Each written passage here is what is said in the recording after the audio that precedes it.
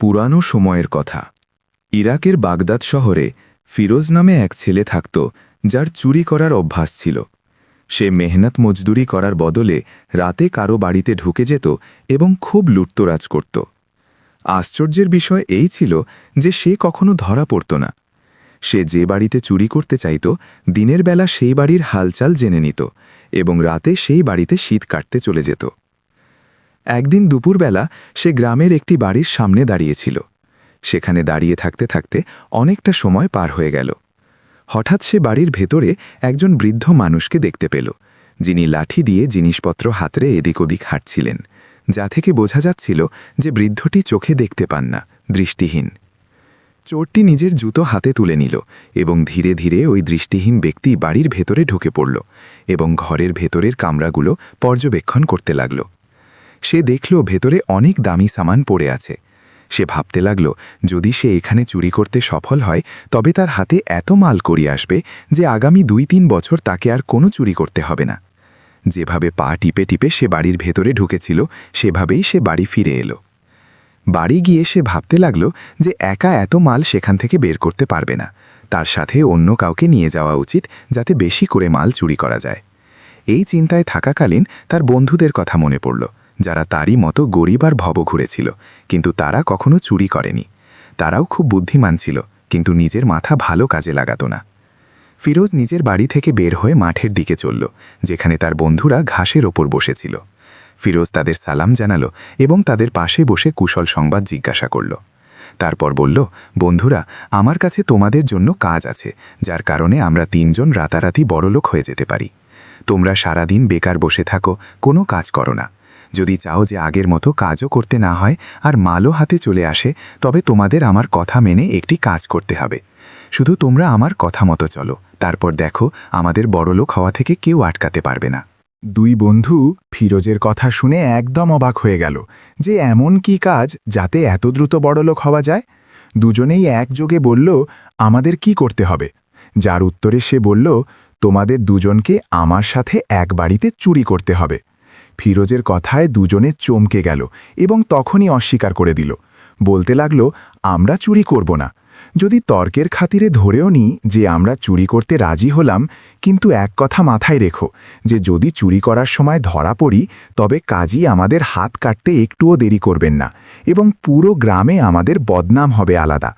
যার জবাবে ফিরোজ বলল, ভাইয়েরা, চিন্তা করো না, আমরা কোনোভাবেই ধরা পড়ব না। যে বাড়িতে আমরা চুরি করব সেখানে শুধু এক বৃদ্ধ লোক থাকে এবং সে চোখেও অন্ধ। চুরির সময় যদি সে জেগেও যায় তবে আমাদের দেখতে পাবে না এবং আমরা সেখান থেকে অনায়াসেই পালিয়ে যেতে পারব। আমি তার বাড়িতে অনেক দামি জিনিস দেখেছি, যা আমরা সহজেই চুরি করতে পারি। ফিরোজের বন্ধুরা তবুও এই কথা মানছিল না, যার ওপর ফিরোজ তাদের বলল, তোমরা কোনো জিনিসে হাত দিও না।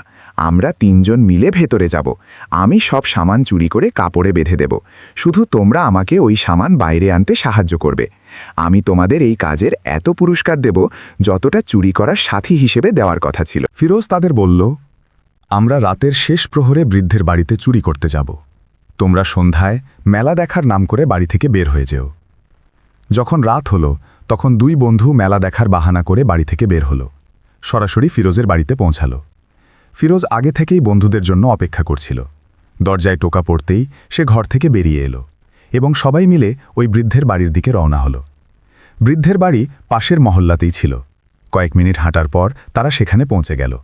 3 জন একে একে দেওয়াল পার হয়ে বাড়ির আঙিনায় গিয়ে পৌঁছাল। বৃদ্ধ লোকটির শোয়ার ঘর থেকে একটু দূরে এক চারপাইতে শুয়েছিল। সে ওই 3 জনের আওয়াজ তখনই শুনতে পেয়েছিল যখন তারা বাড়িতে লাফিয়ে ঢুকেছিল, কিন্তু সে এমনভাবে রইল যেন সে বেখবর হয়ে ঘুমিয়ে আছে। বৃদ্ধকে ঘুমন্ত দেখে তারা ঘরে ঢুকল এবং চুরিতে মগ্ন হয়ে গেল। বৃদ্ধ চুপি চুপি উঠল এবং ঘরের দরজা বাইরে থেকে বন্ধ করে দিল। সে চিৎকার করল এবং আশেপাশের প্রতিবেশীদের জড়ো করল। বৃদ্ধের আওয়াজ শুনে তখনই তার বাড়িতে ভিড় জমে গেল। তারা 3 জন চোরকে ধরল এবং আঙিনায় থাকা একটি গাছের সাথে বেঁধে রাখল। সকালে তাদের কাজীর আদালতে পেশ করার কথা ছিল। হিসাম আর কাবরেজ ফিরোজকে উদ্দেশ্য করে বলতে লাগল, আমরা তোমার কারণে এই জায়গায় বন্দী হয়েছি। না আমরা তোমার সাথ দিতাম, না এখানে পৌঁছাতাম। আমরা কাজীর আদালতে পরিষ্কার অস্বীকার করব যে আমাদের চুরির কোনো ইচ্ছা ছিল না। ফিরোজ তাদের বলল, একদম ভাইয়েরা, আমরা কাজীর আদালতে এটা স্বীকার করব না যে আসল চোরকে। যখন কাজী ফয়সালা করতে পারবে না যে আসল অপরাধী কে, তখন আমাদের হাত কাটা থেকে বেঁচে যাবে। পরের দিন ৩ জন চোরকে কাজীর আদালতে পেশ করা হলো। সেখানে উপস্থিত বৃদ্ধ লোকটি কাজীকে বলতে লাগল, আমি দৃষ্টিহীন এবং আমার এক ছেলে আছে যে ব্যবসার জন্য অন্য শহরে গেছে। আমি বাড়িতে একা ছিলাম। আমাকে একা পেয়ে এই ৩ জন আমার বাড়িতে ঢুকেছিল, কিন্তু খোদার অন্য কিছু মঞ্জুর ছিল। আমি আপনার কাছে অনুরোধ করছি যে এই ৩ জনের হাত কাটিয়ে দিন, যাতে ভবিষ্যতে কোনো লোক চুরি করার আগে হাজারবার ভাবে। এখন কাজী চোরদের দিকে ফিরে বলতে লাগল, তোমাদের নিজেদের সাফাইতে কিছু বলার আছে? যার উত্তরে প্রত্যেক বন্ধু বলতে লাগল, আমি চোর নই, আমি এদের দুজনের কথাই এদের সাথ দিয়েছি। ৩ বন্ধু একে অপরকেই দোষী সাব্যস্ত করছিল, যার ফলে কাজীর জন্য এটা ফায়সালা করা কঠিন হয়ে পড়ল যে আসল অপরাধী কে। বৃদ্ধ আরও একবার কাজীকে বলল, এখন আমার কথা মানুন এবং এই ৩ জনেরই হাত কেটে দিন। কিন্তু কাজী বলল, এদের মধ্যে তো কেউ স্বীকারই করছে না যে আসল চোরকে, প্রত্যেকে অন্যের ওপর দোষ চাপাচ্ছে। কাজী ওই ৩ জনের দিকে কঠোরভাবে তাকিয়ে বলল, তোমাদের মধ্যে যেই চোর হোক নিজের অপরাধ কবুল করো, নইলে পরে ভালো হবে না। কাজী তাদের মানানোর সব রকম চেষ্টা করল, কিন্তু তারা যে কে সেই রইল। কাজী নিরুপায় হয়ে গেল। সে বুঝতে পারছিল না কিভাবে তাদের সাজা দেবে। কাজী তাদের পরীক্ষা নেওয়ার চেষ্টা করল। কাজী বাবুর্চিকে তাদের খাবার পরিবেশন করতে বলল। সবচেয়ে আগে ফিরোজকে মাংস দেওয়া হলো। সে এক লোকমা মুখে নিয়েই থুতু দিয়ে ফেলে দিল এবং বলল, এটা কুকুরের মাংস। কাজী অবাক হয়ে গেল। কাজী তখনই বাবুর্চিকে জিজ্ঞেস করল, এটা কি সত্যিই কুকুরের মাংস? বাবুর্চি বলল, না কাজী সাহেব, এটা কুকুরের মাংস নয়, আপনি নিঃসংকোচে তদন্ত করে নিন। কাজী তখনই সেই কসাইকে ডাকল যার দোকান থেকে মাংস আনা হয়েছিল। কাজী কসাইকে জিজ্ঞেস করল, তুমি কি তোমার দোকানে কুকুরের মাংস বিক্রি করো? এর জন্য তোমাকে সাজা পেতে হবে। এ কথা শুনে কসাই ভয় পেয়ে গেল এবং বলতে লাগল, কাজী সাহেব, ওটা ছাগলই ছিল। আসলে ওই ছাগলটি যখন জন্মেছিল তখন তার মা মারা গিয়েছিল। আমি তখন বুঝতে পারছিলাম না একে কিভাবে লালন পালন করব। একদিন ওই ছাগলটি নিজেই এক কুকুরের নিচে বসে দুধ খেতে লাগল। আমি যখন এই দৃশ্য দেখলাম তখন একে বাধা দিইনি। এরপর সে প্রতিদিন তারই দুধ খেতে থাকল এবং ওই কুকুরের দুধ খেয়েই বড় হয়েছে। এর কিছু আচরণ কুকুরের মতো ছিল, সম্ভবত এ কারণেই এর মাংস থেকে কুকুরের গন্ধ আসছিল।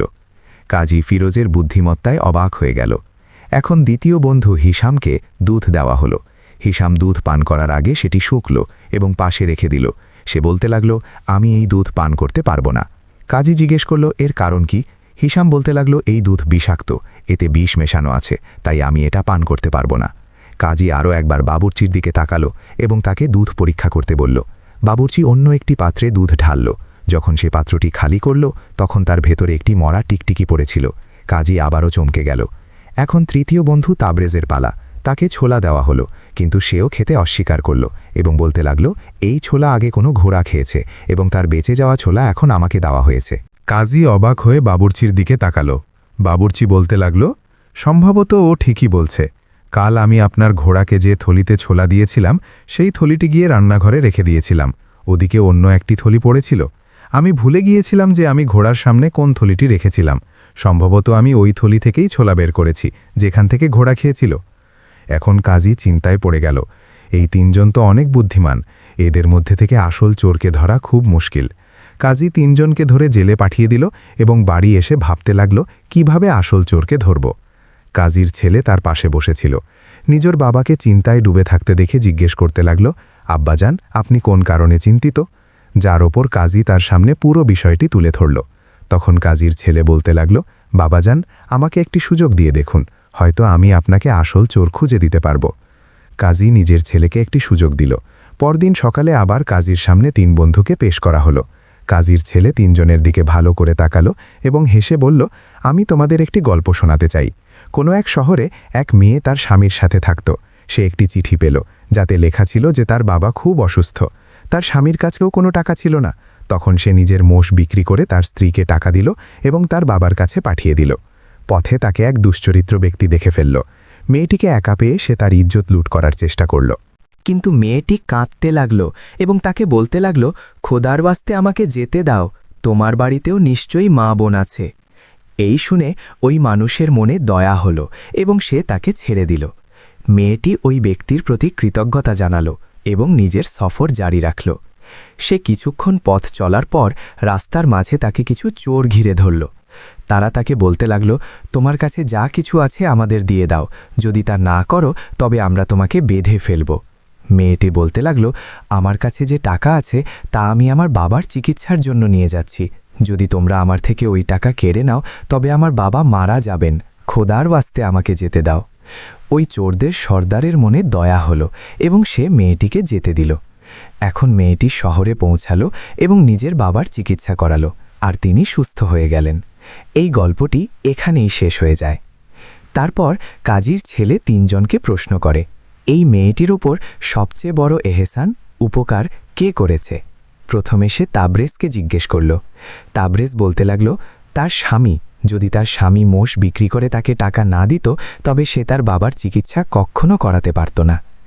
এখন কাজীর ছেলে হিসামের কাছে গেল এবং তাকে বলতে লাগল, তুমি বলো মেয়েটির ওপর সবচেয়ে বড় এহসান কে করেছে?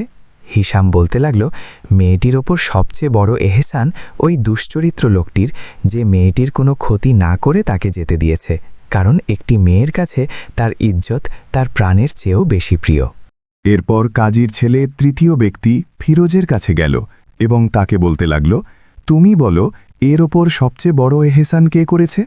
ফিরোজ বলল, এই মেয়েটির ওপর সবচেয়ে বড় এহসান ওই চোরেরা করেছে। যদি ওই চোরেরা মেয়েটির থেকে সব মাল কেড়ে নিত তবে সে তার বাবার চিকিৎসা কখনো করাতে পারত না, তাই সবচেয়ে বড় এহসান চোরটিই করেছে। এর ওপর কাজীর ছেলে তার বাবাকে বলল, এই ব্যক্তিই আসল অপরাধী। কাজী অবাক হয়ে গেল এবং নিজের ছেলেকে জিজ্ঞেস করতে লাগল, তুমি কিভাবে জানলে যে এই অপরাধী? যার উত্তরে তার ছেলে জবাব দিল, মানুষ যে গুণের অধিকারী হয় সে সেই গুণের মানুষকে পছন্দ করে, সেই কারণেই তো এই মানুষটি একজন চোরের ভালো গুণকে পছন্দ করেছে এবং তার প্রশংসা করেছে। তারপরে কাজী নিজের সিপাহীদের হুকুম দিলেন যে তারা যেন ফিরোজকে নিয়ে গিয়ে জিজ্ঞাসাবাদ করে। চোর ফিরোজ তো আগেই প্রমাণিত হয়ে গিয়েছিল, সামান্য মার খেতেই সে নিজের অপরাধ কবুল করে নিল। অধিক তদন্তের পর প্রমাণিত হল যে ফিরোজই আসল চোর এবং বাকি 2 জন মাল সরাতে তার সাহায্যকারী ছিল। কাজী ফিরোজের হাত কাটিয়ে দিলেন এবং বাকি 2 জনকে 7 বছরের কারাদণ্ডের সাজা শোনালেন।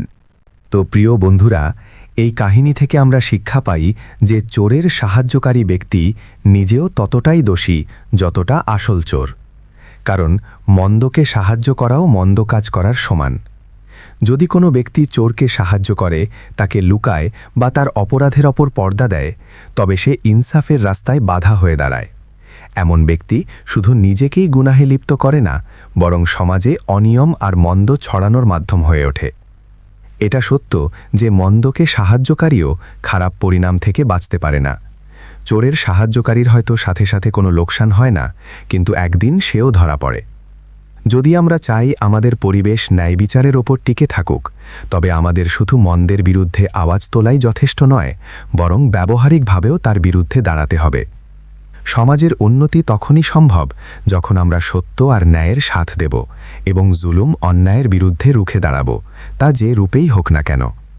আমাদের ভেতরে দায়িত্ববোধ জাগাতে হবে যে যদি আমরা কোনো খারাপ কাজকে এড়িয়ে যাই বা নীরব দর্শক হয়ে থাকি, তবে আসলে আমরাও এই মন্দের বিস্তারে শরিক হচ্ছি। একইভাবে আমাদের দৈনন্দিন জীবনেও সতর্ক থাকার প্রয়োজন আছে।